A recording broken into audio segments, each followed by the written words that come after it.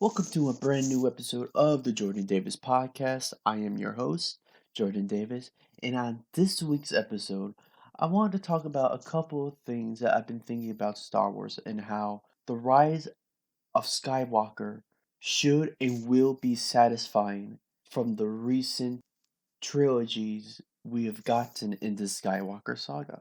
And also, I I wanted to really just discuss and really speculate how Han's Golden Dice will be a major part of the Rise of Skywalker as it was The Last Jedi. Now, but before I get into that, I want to thank all of you who have subscribed, liked, comment on my last recent podcasts and episodes.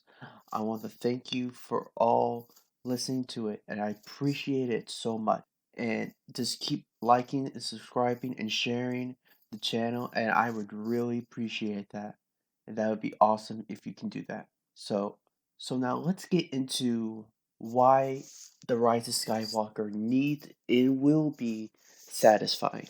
Now, I was really thinking about this because we really don't know how this story is going to end. We just know it's going to have a satisfying ending and really put a bow on the saga.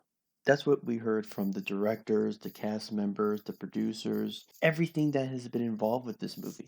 And I was really thinking, it's like, it just makes sense for this to be satisfying because I can't see any way it cannot be satisfying.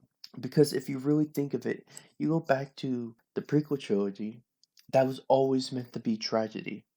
That was always meant to show the fall of Anakin Skywalker in the rise of Darth Vader.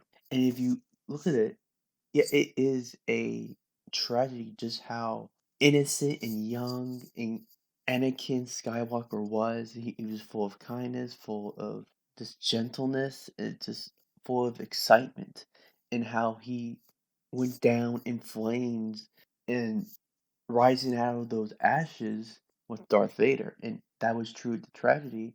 And I just thought that just made sense. How that's if that's how we got Darth Vader. Now you can say that the the prequels could have been better. Of course, they could have been better. Any movie can be better, but as they are, I enjoy them. Now, I might not like the Phantom Menace, but I can deal with the Attack of the Clones. I think it's decent, but out of all those movies, The Revenge of the Sith is for sure the most really the best movie out of that first trilogy. And to me, the Anakin and Obi-Wan Kenobi fight towards the end on Mustafar is still my favorite lightsaber battle. Now, the throne room in The Last Jedi came very close to becoming my favorite fight scene in Star Wars, but it's still the Anakin and Obi-Wan now.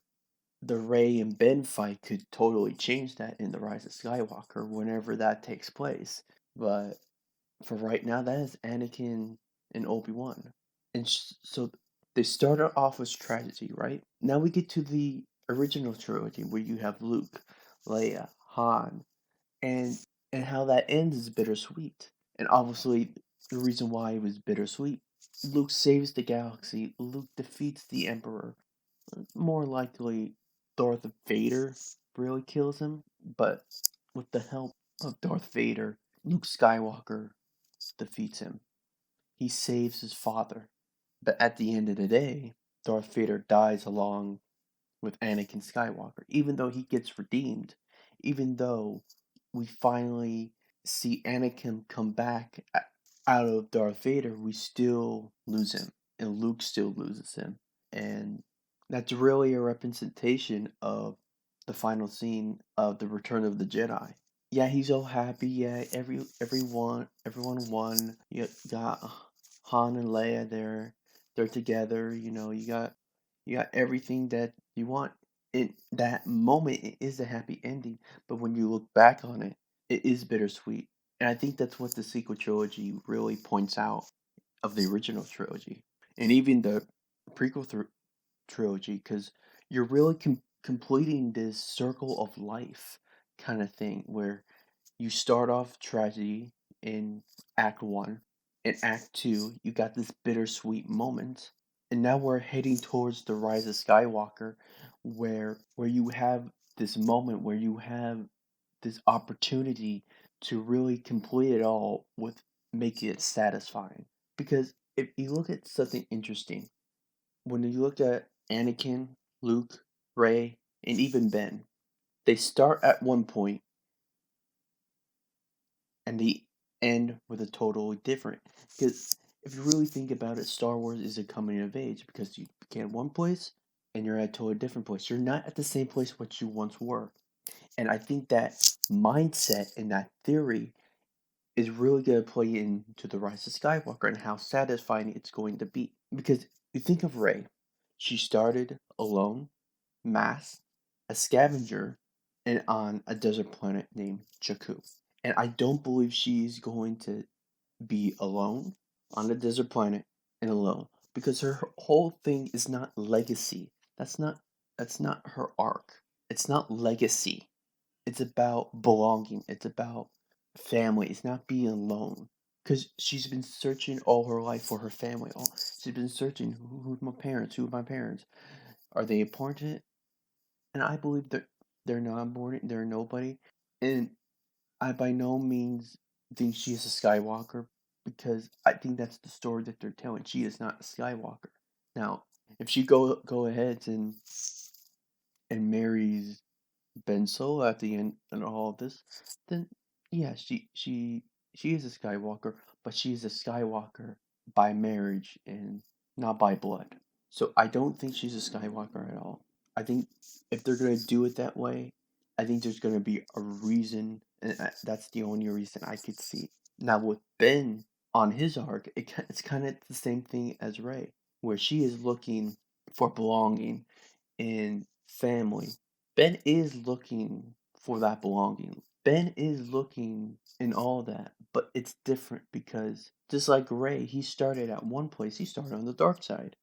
He was trying to be just like Vader. And as we're seeing this, we're seeing more of the light in him. We're seeing more of who he truly is.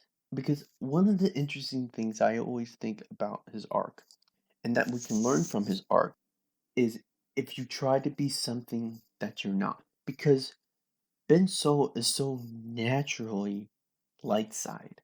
Everything he tries to do, dark side intentions, it just messes him up. Because he's so focused on being dark, dark, dark. And if he is not balanced and if he cannot embrace the light side, and to a certain degree, Rey needs to embrace everything about her, even her dark side tendencies. But I think it's more on Ben's side because if he doesn't embrace that light, he's not gonna get rid of that pain. Obviously, he has other pain, but the main pain of his conflict is trying to kill Ben Solo when Ben Solo is more alive than his dark side.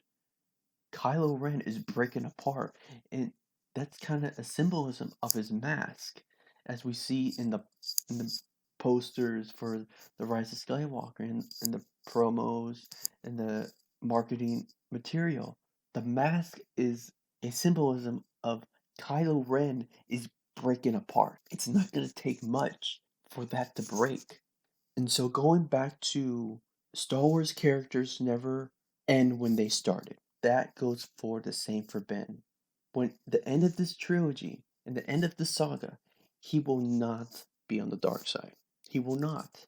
He will not be the same person as he started. And you for sure are not going to kill him as a conflicted character. Because I believe in The Rise of Skywalker, whenever the point of the movie is, he will finally choose and finally embrace the light side. It's just that simple.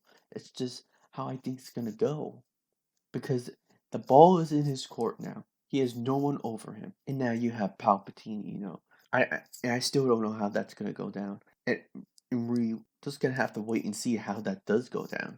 Because we can speculate all we want, we can listen to all the leaks we want and rumors, but we really have to wait for the movie to really see how Palpatine's gonna get into all this and what does Palpatine have to do with the whole Ben and Ray kind of thing.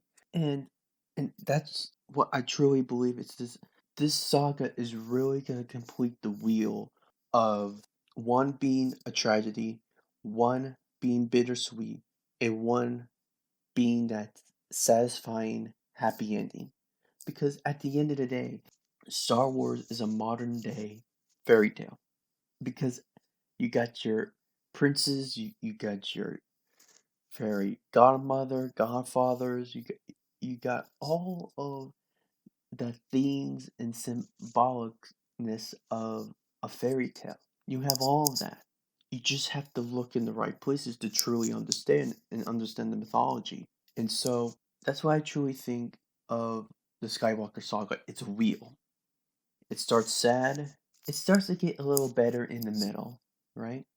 But once we really complete the story, everything that happens in the Rise of Skywalker will make everything right that happened in the prequel trilogy, what happened in the original trilogy.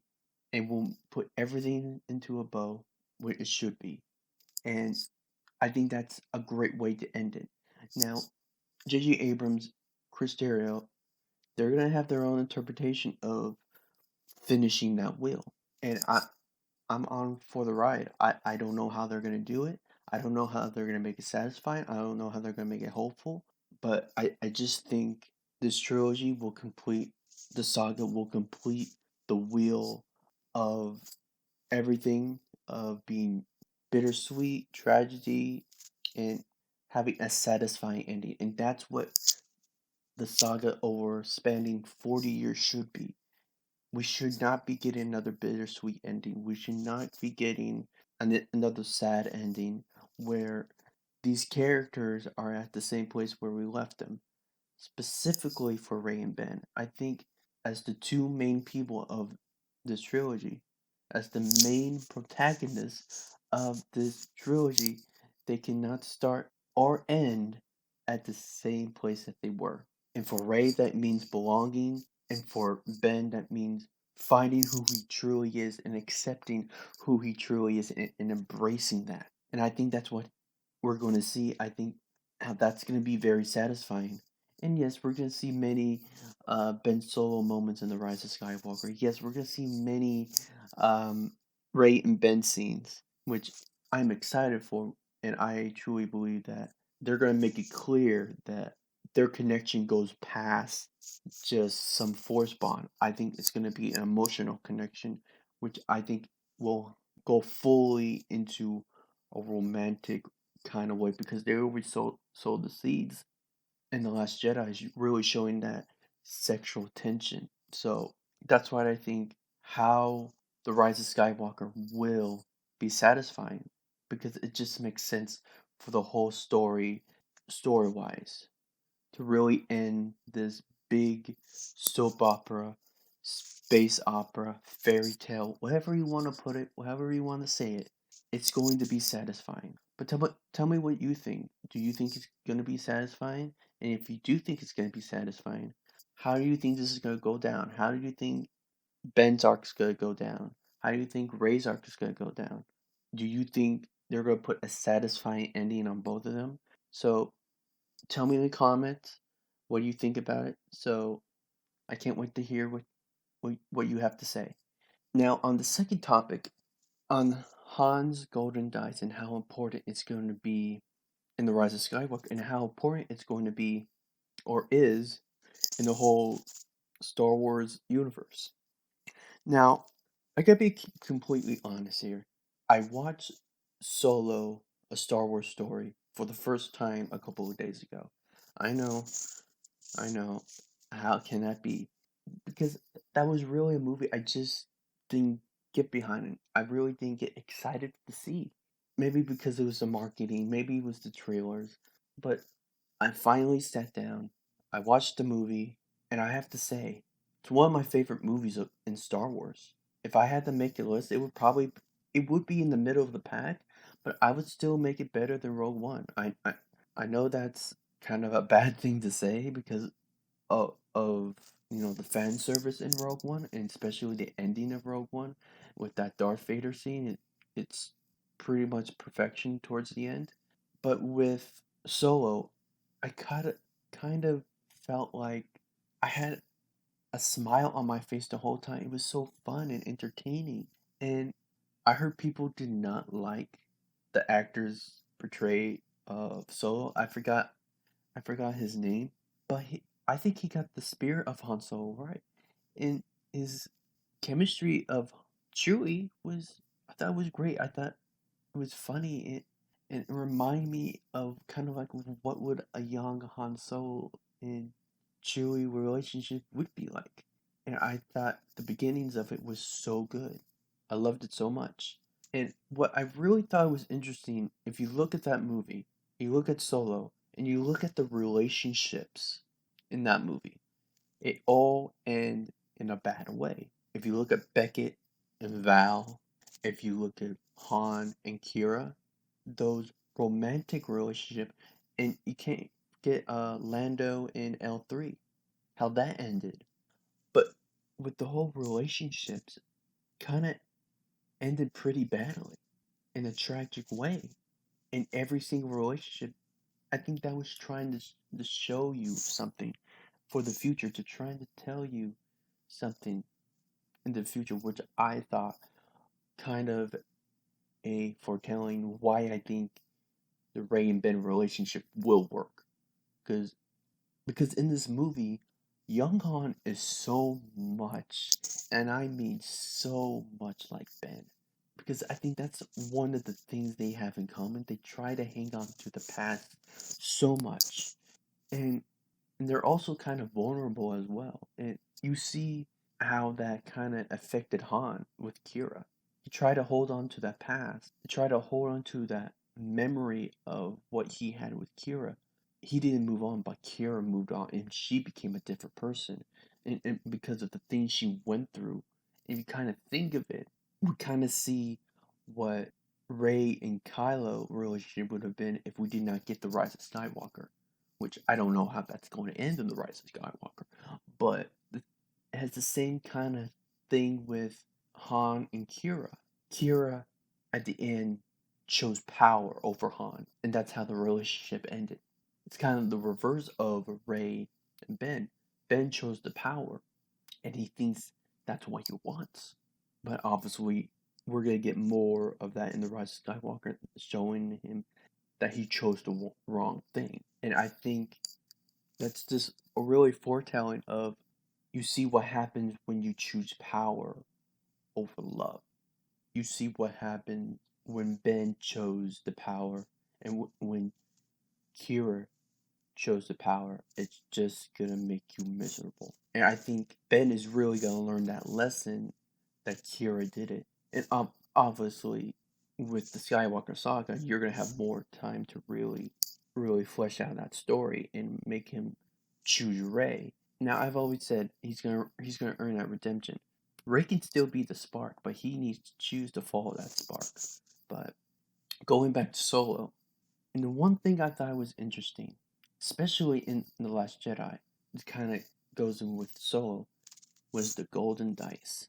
That's the one thing that was very interesting. They always pointed out the golden dice, just how much Han had that golden dice with him, and just how much of a lucky charm of that golden dice is.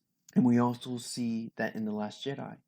And I think we've seen in a couple of books that Ben used to play with the golden dice when he was a toddler, and that really gave him an emotional flashback of how he was with his father. And so I think my point is that I think this golden dice will make its way back into the Rise of Skywalker.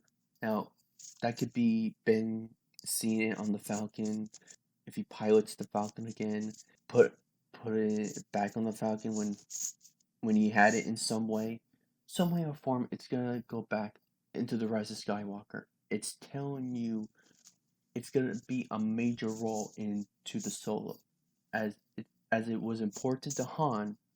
It's gonna be important to Ben. I think, and also showing how of a lucky charm that dice are, and how I think in some way and somehow him holding those dice and having that possession, I think it's gonna, in some moment, it's gonna help him out, and it's gonna be very pivotal in his redemption, in his Bendemption, in the Rise of Skywalker. However it is, I think that's gonna be a major part into it, and I just think it really connects to the family of the Solo, of him having that dice, because he did have it towards the end of the Last Jedi, but it just faded away once the door of the Millennium Falcon shut. That dice faded away, and I think it's really telling us he's gonna have that dice in his hand again, but it's gonna be for real for this time. Now, like I said, I don't know how we're gonna get there. I would love to see him fly the Millennium Falcon. I mean, actually, to be perfectly honest, if he just threw down the lightsaber and became that terrific pilot of the son of Han Solo that he is, I think that would be awesome. Saving the day in the Millennium Falcon, kind of a callback to A New Hope of how Han saved Luke. He came back to save the Resistance, or what was it? I'm not sure when it was in The New Hope, but he came to save Luke and help Luke to destroy the Death Star. And I think in some way you could show, like, we all think he's dead, but he really isn't. He comes back and Rey thinks, "I thought you were dead," and he shows her the dice, really signifying that Han was with him. I mean, to be perfectly honest, Han does live in him because he has Han's heart. Because I kind of think of, once Han died, he truly didn't die. Yes, the body and the actual person of Han died, but I think the spirit and the heart of Han lives in Ben Solo. And I truly believe that's what we're going to see in The Rise of Skywalker. We're going to see and I actually do think we've been seeing that in The Last Jedi, but I think we're going to see even more in The Rise of Skywalker. We're going to see the heart of Ben Solo that has a heart of gold, and that he would do anything for the person he loved, just like Han would. Han would do anything for the protection for the person he loves. Now, I'm not saying that Ben is going to die the same way as Han did. I don't think so. I think he's living. He he's going to be redeemed. He's going to help defeat Palpatine with Rey. I think they're going to be that balance that helps get rid of Palpatine from all of the galaxy. That he will be no more. His evilness will be gone. But I do think in The Rise of Skywalker we will see the true Ben Solo and how he truly was. I don't know how much we're going to see of that, but honestly, I believe we're going to see a pretty good chunk of it. Because I've always said that I think we could get, like, the whole third act of a redeemed Ben Solo. We could. I would not be shocked if we got that. So, yeah, that's why I think with the whole golden dice can mean for Ben in The Rise of Skywalker, because they've been showing a lot of clues in The Last Jedi and Solo, and how important that is going forward, and how important it could be for Ben. And I really think it's gonna be good. It's gonna really put a bow on his arc. It's gonna be a pivotal thing that puts a bow on his arc, as really embracing who he is, really discovering who he is, like I said earlier in the podcast. So, yeah, so tell me what you think about Han's Golden Dice and how it can be important into the whole Skywalker saga and his redemption arc, and how pivotal it can be. Tell me what you think in the comments. Am I wrong? Am I right? Or do you agree with me? Do you disagree? So, would love to hear your feedback.